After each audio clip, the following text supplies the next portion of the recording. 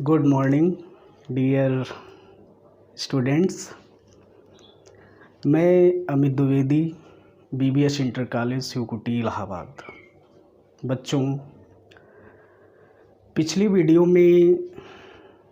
Lecture में हम चर्चा कर रहे थे कि प्रकाश संश्लेषण की क्रिया के लिए कौन कौन से पदार्थ आवश्यक हैं।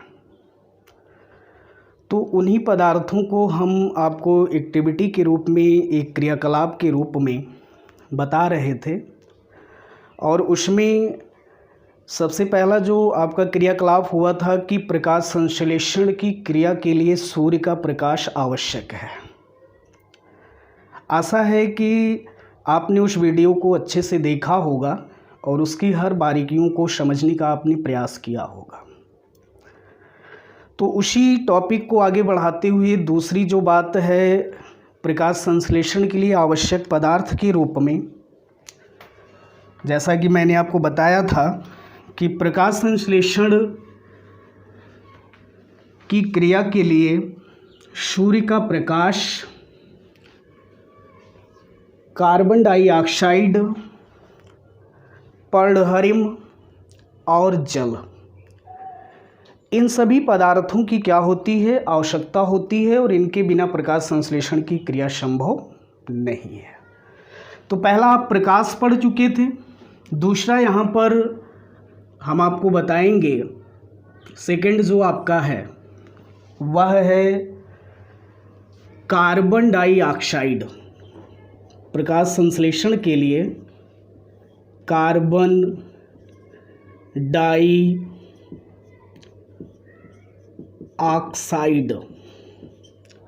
कार्बन डाइऑक्साइड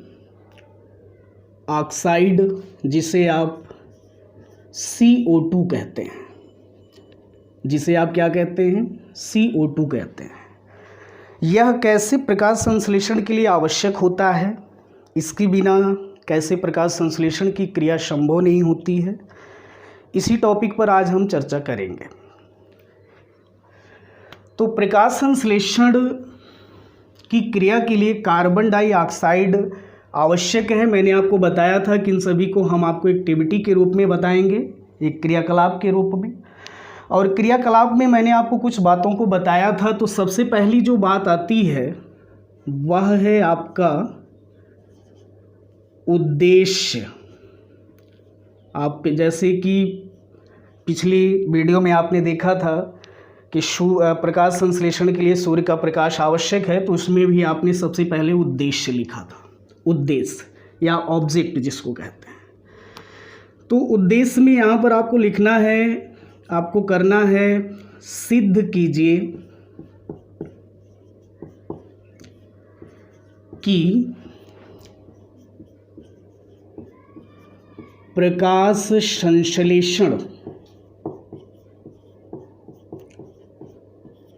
संश्लेषण की क्रिया के लिए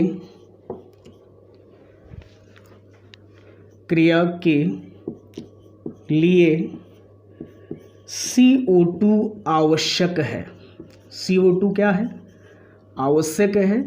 ये आपका उद्देश्य है, इसको आपको सिद्ध करना है। और ये टॉपिक आपके बोर्ड एग्ज़ाम में कई बार यहाँ से क्वेश्चन पुटअप किया गया है कि प्रयोग द्वारा या सिद्ध कीजिए कि प्रकाश संश्लेषण की क्रिया के लिए सूर्य का प्रकाश आवश्यक है, या पर्णहरिम आवश्यक है, या कार्बन डाइऑक्साइड आवश्यक है। ये कई बार आपके एग्ज़ाम में पूछा गया है। तो उद्देश्य के बाद जो दूसरी जो बात आती है वह है आवश्यक सामग्री। आवश्यक सामग्री, तो अपने उद्देश्य की पूर्ति के लिए आपको सामग्री चाहिए, उपकरण चाहिए। तो आवश्यक सामग्री में सबसे पहले आप लेते हैं चौड़े मुंह वाला बोतल। चौड़े मुंह वाला बोतल, ऐसा बोतल लेंगे जिसका मुहाना क्या हो, चौड़ा हो। और चौड़ा मुहाना होने के साथ साथ उस बोतल में जो उसका कार्क है, जो ढक्कन है, वो आपका रबर का होना चाहिए। क्यों होना चाहिए आगे हम आपको बताते हैं। तो चौड़े मुंह वाला बोतल लेंगे, गमले में लगा पौधा, गमले में लगा पौधा, KOH पोटेशियम हाइड्रोक्साइड, KOH का घोल, ethyl alcohol, ethyl alcohol, iodine विलयन, जैसा कि आपने प्रकाश के लिए देखा था, सूर्य के प्रकाश की एक्टिविटी में आपने देखा था, आयोडीन विलयन, आयोडीन विलयन आदि। ये सारी आप आवश्यक सामग्री लेते हैं। देखिए, चौड़े मुंह वाला बोतल लेंगे और ऐसा बोतल जिसमें रबर का ढक्कन लगा हो, क्योंकि रबर के ढक्कन को आपको आगे अभी प्रयोग में बताएंगे कि काट करके आपको पत्ती को इंजेक्ट कराना होगा। गमले में लगा पौधा, पोटेशियम हाइड्रोक्साइड या जिसको आप कास्टिक पोटास कहते हैं, उसका घोल लेते हैं। कास्टिक पोटास का घोल इसलिए लिया जाता है क्योंकि माना कि जैसे आप बोतल का जो मुहाना है, जब आप उसको ब्लेड के माध्यम से छेद करेंगे पत्ती को डालने के लिए, तो उस कंडीशन में कुछ मात्रा में कार्बन डाइऑक्साइड जा सकती है बोतल के अंदर। तो उस कार्बन डाइऑक्साइड को अवशोषित करने के लिए आप KOH का क्या डालते हैं, घोल डालते हैं। एथिल एल्कोहल, पत्ती को उबाल करके रंगहीन करने के लिए आप एथिल एल्कोहल का प्रयोग करते हैं, ताकि पत्ती का जो पड़हरिम है, हरा भाग है, वो एथिल एल्कोहल में घुल जाए। और आयोडीन जो विलयन है, इस आयोडीन विलयन के द्वारा, आयोडीन सॉल्यूशन के द्वारा आप क्या करते हैं, उस प्रयोग वाली पत्ती का क्या करते हैं, परीक्षण करते हैं। तो ये तो आपका आवश्यक सामग्री हुआ। नेक्स्ट जो बात आती है, तीसरी जो बात है वह है प्रयोग विधि। क्या है? प्रयोग विधि। प्रयोग विधि में जैसे आप करेंगे उसको आप चित्र के द्वारा प्रदर्शित करते हैं। तो प्रयोग विधि कैसे आप प्रयोग करेंगे, जैसा कि अभी मैंने आपको बताया कि इस प्रयोग को करने के लिए आप सबसे पहले एक चौड़े मुंह वाला बोतल लेते हैं। इसको करने के लिए आप एक चौड़े मुंह वाला क्या लेते हैं, बोतल लेते हैं। ये चौड़े मुंह वाला बोतल हुआ आपका।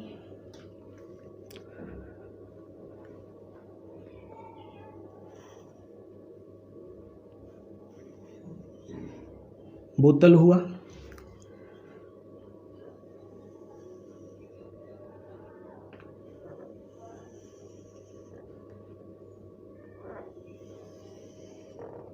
इस टाइप से आप बोतल को बना सकते हैं। ये आपका बोतल हो गया चौड़े मुंह वाला। और इस चौड़े मुंह वाले बोतल में क्या करते हैं, जो आपने KOH लिया है, KOH कास्टिक पोटास, इसका जो घोल लिया है, इस घोल को आप इस बोतल में भर देते हैं। ये रबर का ढक्कन है। इस भाग को क्या करते हैं, एक सपोर्ट लगाते हैं। यहाँ से क्या करते हैं, इस भाग को सपोर्ट दे देते हैं। यहाँ से इस बोतल को एक स्टैंड के द्वारा इसको सपोर्ट दे देते हैं। आगे आपने क्या लिया था, गमले में लगा हुआ पौधा। ये आपका गमला हो गया। इसमें लगा हुआ पौधा आपको चाहिए।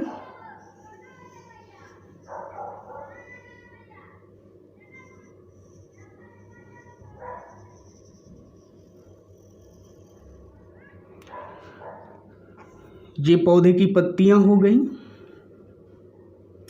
और यहां से एक पत्ती को ऐसे निकालेंगे।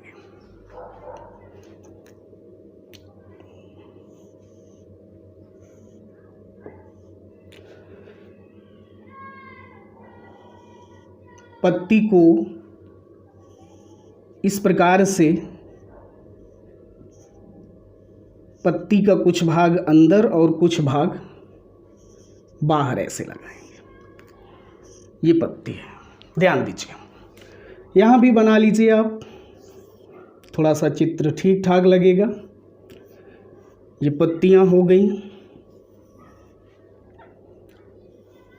ये भी पत्ती हो गई,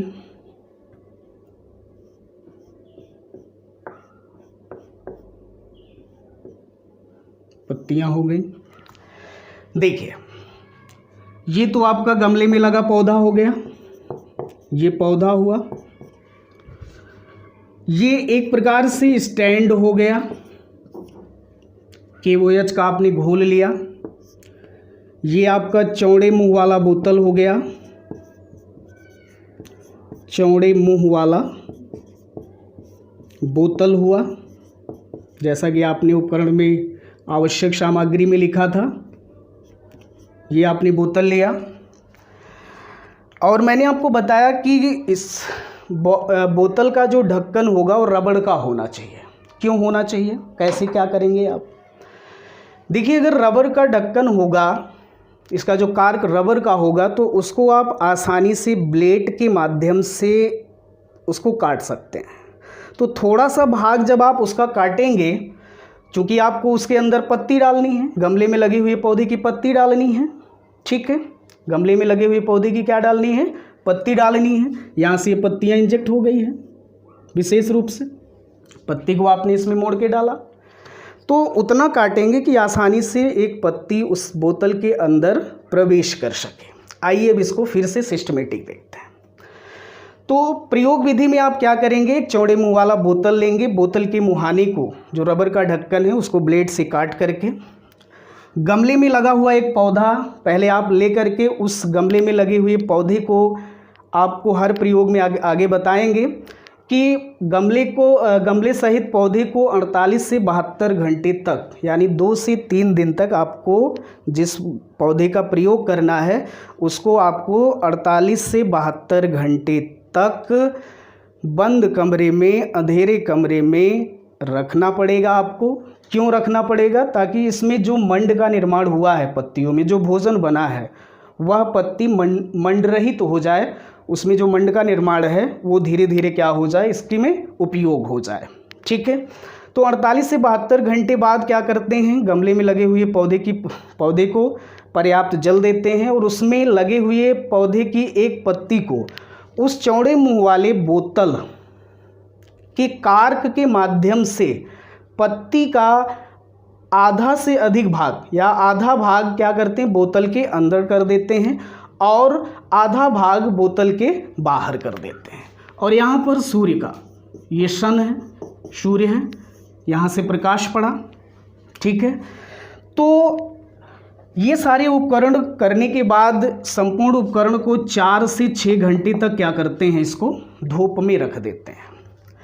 4 से 6 घंटे बाद आपको करना क्या है, जो आपने प्रयोग वाली पत्ती लिया है,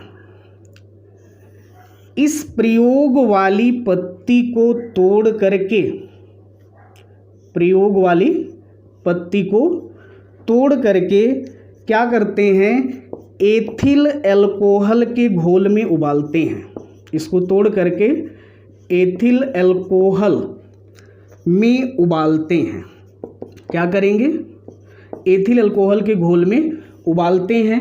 तब तक उबालेंगे जब तक ये पत्ती रंगहीन नहीं हो जाती, जब तक इसका पर्णहरिम घुल नहीं जाता।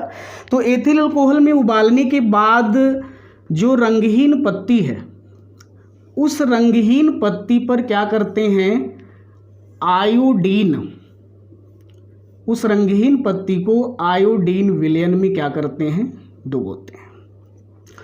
जब रंगहीन पत्ती को कुछ समय के लिए आयोडीन विलयन में डुबोएंगे, ठीक है, तो उसके बाद क्या करते हैं, उसका परीक्षण करते हैं। तो ये तो आपकी एक प्रकार से प्रयोग विधि हुई। और चौथी जो बात आती है वह है परीक्षण। क्या है, परीक्षण। तो परीक्षण किसके द्वारा करेंगे आप, आयोडीन विलयन के द्वारा। तो एथिल अल्कोहल में उबली हुई रंगहीन पत्ती का आयोडीन विलयन में इसका परीक्षण करते हैं, या पत्ती को आयोडीन विलयन में डुबो देते हैं। 4 से 5 मिनट तक पत्ती को आयोडीन विलयन में डुबो करके इसका परीक्षण करते हैं। जब इसका परीक्षण करते हैं तो देखते हैं कि पत्ती का जितना भाग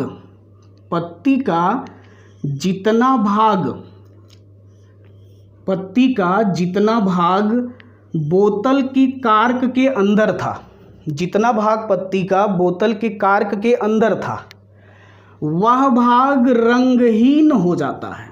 कैसे हो जाता है, रंगहीन, कलरलेस हो जाता है। आयोडीन विलयन डालने पर जो पत्ती का भाग बोतल के कार्क के अंदर था वह रंगहीन हो जाता है, और जो भाग पत्ती का बाहर था वायुमंडल के संपर्क में था। और गैस आपको कहाँ से मिलेगी, वायुमंडल से मिलेगी।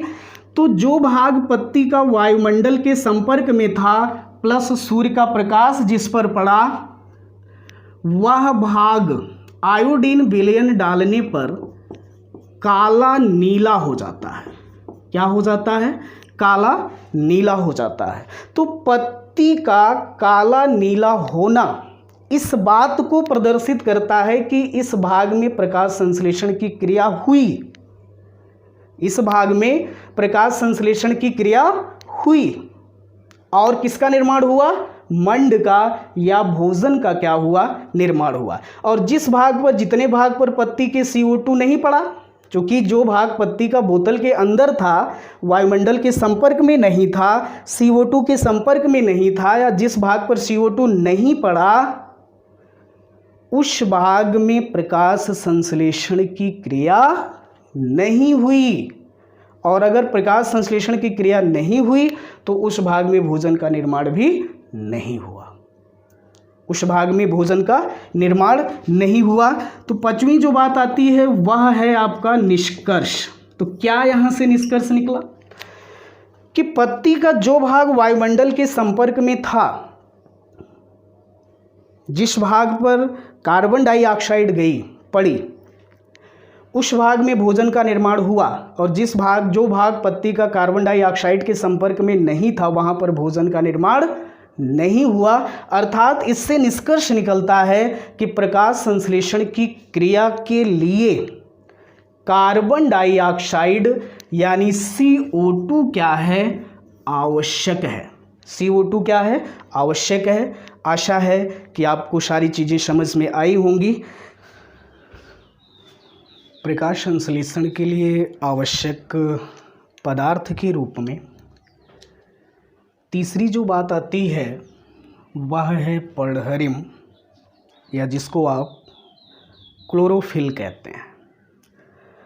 ये कैसे प्रकाश संश्लेषण के लिए आवश्यक होता है, इसके बिना कैसे प्रकाश संश्लेषण की क्रिया संभव नहीं होती है या प्रकाश संश्लेषण की क्रिया नहीं हो पाती है, नेक्स्ट इसी पर हम चर्चा करेंगे। तो जैसा कि यहाँ पर लिखा है कि पर्णहरिम या क्लोरोफिल। तीसरा जो आपका एक्टिविटी है वह है पर्णहरिम या क्लोरोफिल। तो सबसे पहली जो बात आप लिखते हैं वह है उद्देश्य। उद्देश्य में सिद्ध कीजिए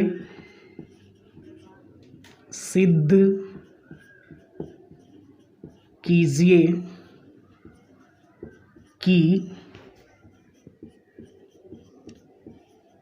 प्रकाश संश्लेषण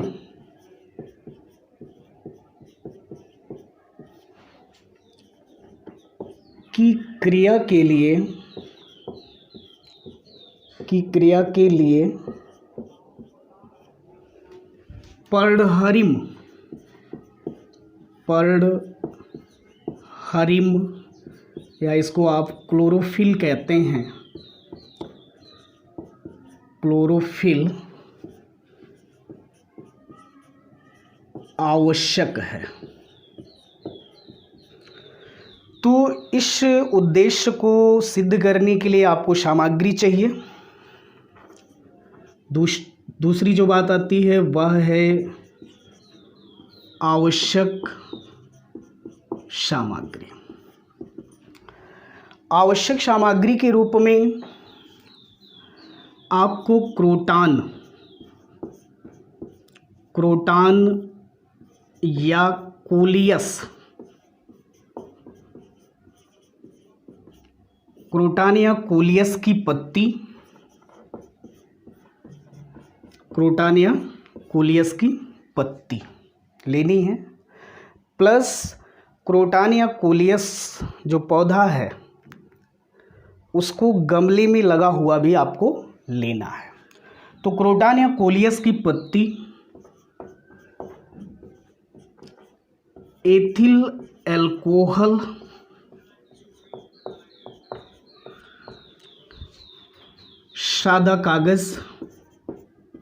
सादा कागज लेंगे आप, पेपर,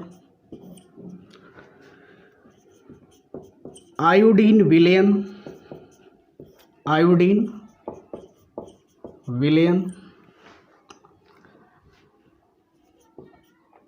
आदि। ये सारे आपकी आवश्यक सामग्री हैं। इन सभी सामग्रियों को आपको लेना है। जैसा कि पिछले वीडियो में मैंने इसी लेक्चर में बताया था कि एथिल अल्कोहल क्यों लेते हैं। पत्ती का जो पर्डहरिम है या पत्ती को रंगहीन करने के लिए उसको, पत्ती को एथिल अल्कोहल में उबालते हैं। और आयोडीन विलयन को क्यों लेते हैं? आयोडीन का विलयन परीक्षण के लिए लिया जाता है। तो दूसरी बात आपकी थी आवश्यक सामग्री। नेक्स्ट जो बात आती है वह है प्रयोग विधि। क्या है? प्रयोग विधि। कैसे आपको प्रयोग करना है, कैसे आप सिद्ध करेंगे कि प्रकाश संश्लेषण की क्रिया के लिए पर्डहरिम या क्लोरोफिल आवश्यक है। तो प्रयोग विधि, सबसे पहले आप क्या करते हैं, क्रोटान या कोलियस, सबसे पहले आप करते क्या हैं, क्रोटान या कोलियस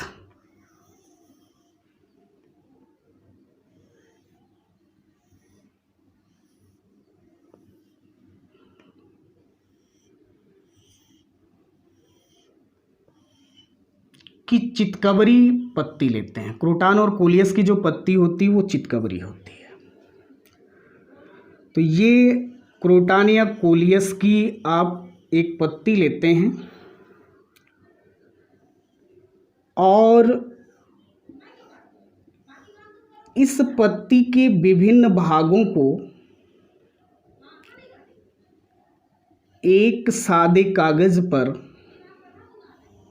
इसके विभिन्न जो रंग हैं पत्ती के, क्योंकि ये पत्ती कैसी होती है, चितकबरी होती है।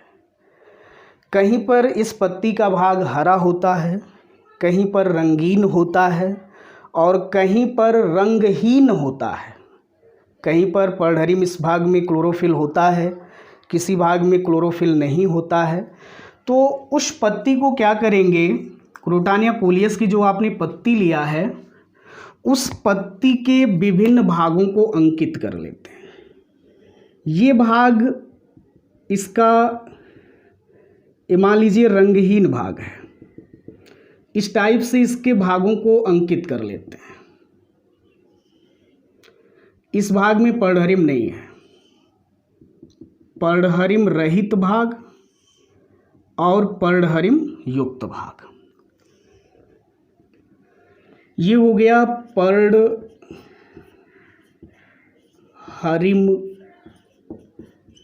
रहित भाग। और जो आपने सादा कागज़ लिया है तो पत्ती ले करके उस सादे कागज़ पर जैसे इस पत्ती का जहाँ पर जैसा कलर है, जहाँ पर पर्णहरिम है उस पर्णहरिम वाले भाग को इंगित कर लीजिए, उसको चिन्हित कर लीजिए।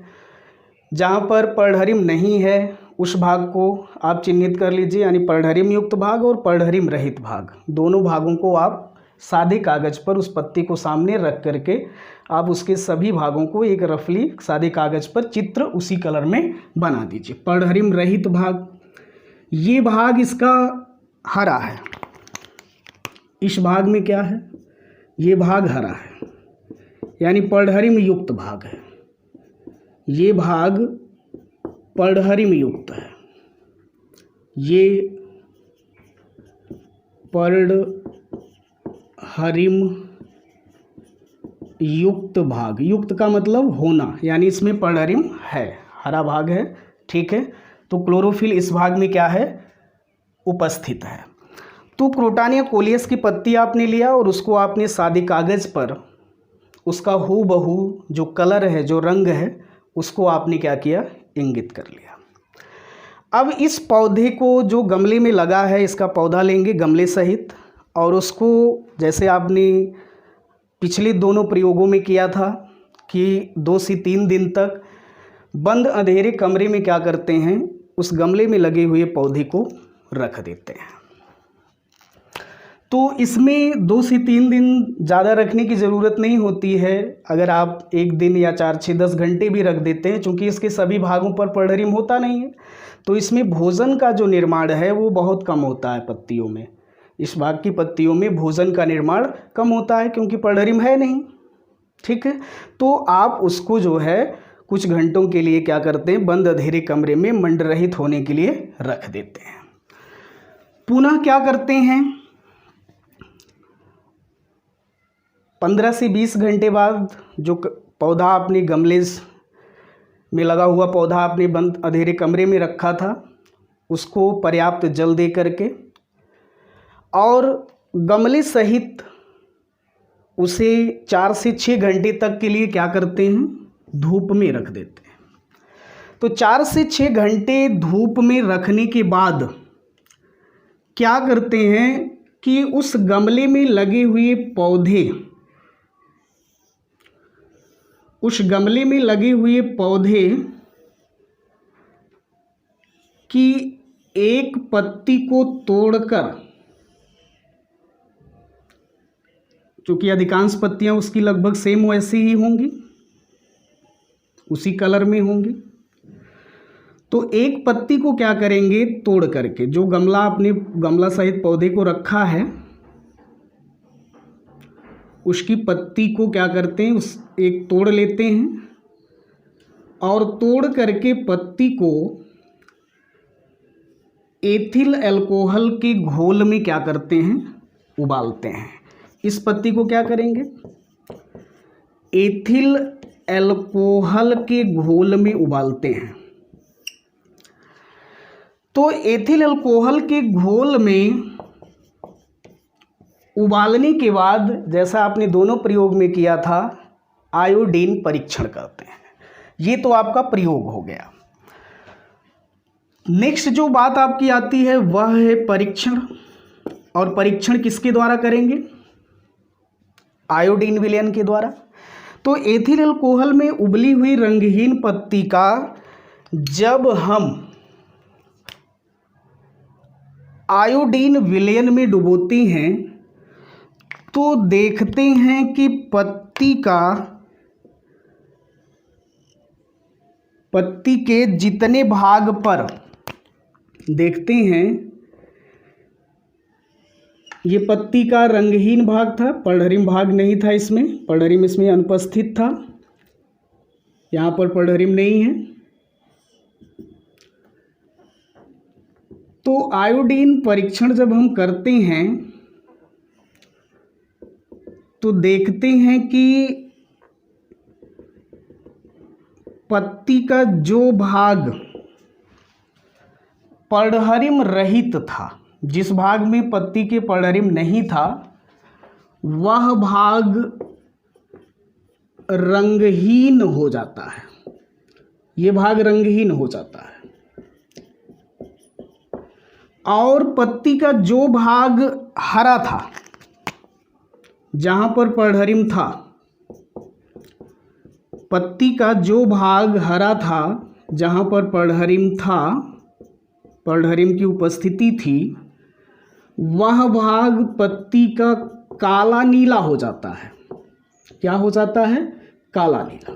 ध्यान दीजिएगा। तो यहाँ पर आपने क्रोटान या कोलियस की चितकबरी पत्ती ली, उसके विभिन्न भागों को आपने, उसके विभिन्न कलर को आपने जो है सादा कागज़ पर बनाया। ये पर्णहरिम रहित भाग है, इस भाग में पर्णहरिम नहीं है, ये इसका हरा भाग नहीं है। ये पर्णहरिम युक्त भाग है, ये इसका हरा भाग है।